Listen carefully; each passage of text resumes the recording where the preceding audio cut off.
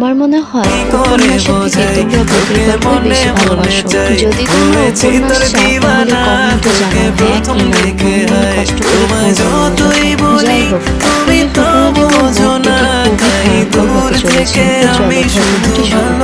ঘটনাটি আমার মামাতো ভাইয়ের জীবনে ঘটে গিয়েছিল। ঘটনাটি তার মনে আজও ভয় আনে। প্রায় 5 বছর আগের কথা। তখন আমার মামাতো ভাইয়ের বয়স ছিল 16 বছর। সে খুবই ভালো ছাত্র ছিল, গভীর রাতে পড়াশোনা করার অভ্যাস ছিল তার। তো একদিন সে রাত জেগে পড়াশোনা করছিল। তার থাকার রুমটি আলাদা ছিল। সে তখন 10ম শ্রেণীর ছাত্র। সে সায়েন্সের স্টুডেন্ট ছিল। সেদিন মধ্যরাতে সে পড়াশোনা করছিল।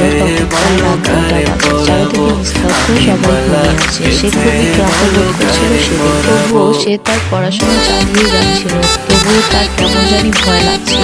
অন্যদিকে তার এতটাই গরম লাগছিল যে সে গরমের কারণে তখন বারান্দায় যাওয়ার কথা ভাবলো। তো সে সিদ্ধান্ত মতোই কাজ করলো। বারান্দাটি তার রুম থেকে একটু দূরেই ছিল। তো সে একটা চেয়ার নিয়ে বারান্দায় গেল। বারান্দাটা খোলামেলাই ছিল, সেখানে কোনো গ্রিল ছিল না। সে খুবই সাহসী ছিল, তাই সে ভয় পেল না। বারান্দায় চেয়ারে বসে সে পড়ছিল। বাইরের বাতাস তার গায়ে এসে লাগলো। তাদের বাড়িটি ছিল দোতলায়। আকাশে ছিল ঝলমলে চাঁদের আলো। তো সে মন দিয়ে পড়ছিল। পড়তে পড়তে কিছুক্ষণ পর সে ভয়ে ভয়ে অনুভব করলো, কারণ বারান্দাটা পুরোপুরি খোলামেলা ছিল। রাস্তায় কোনো লোকজনও ছিল না। বাড়ির বাইরে গাছপালা থেকে কেমন যেন শব্দ হচ্ছিল।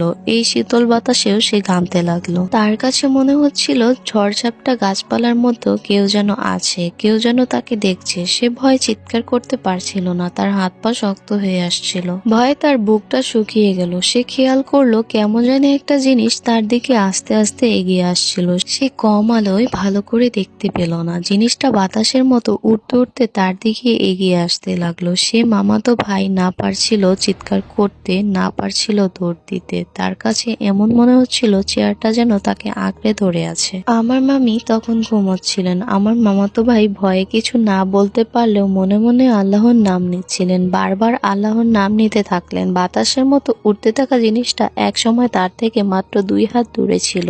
আরো এগিয়ে আসতে আসতে যখন প্রায় তার কাছে এসে পড়লো, তখনই পড়লো আজান। আজানের সাথে সাথে ওই জিনিসটা দূরে চলে যেতে থাকলো। যেতে যেতে জিনিসটা একসময় উধাও হয়ে গেল। এই কিছুক্ষণের মধ্যেই সে অজ্ঞান হয়ে পড়লো। সকালে সে তাকে নিজের বিছানায় দেখলো। তার পাশে বসেছিল তার মা। তার সেদিন প্রচন্ড জ্বর এসেছিল। সে তার মাকে জিজ্ঞাসা করলে তার মা তাকে বলল সে বারান্দায় অজ্ঞান হয়ে পড়েছিল। তখন তার মা তাকে ঘরে নিয়ে আসে। তার মাথায় জলপট্টি ছিল। তার মা তার কাছে এই সম্পর্কে জানতে চাইলে সে সেদিন কিছুই বলতে পারল না। আল্লাহর রহমতে সে পরে সুস্থ হয়ে পড়ে। ওই জিনিসটা আসলে কি ছিল সেটা আজও জানতে পারে।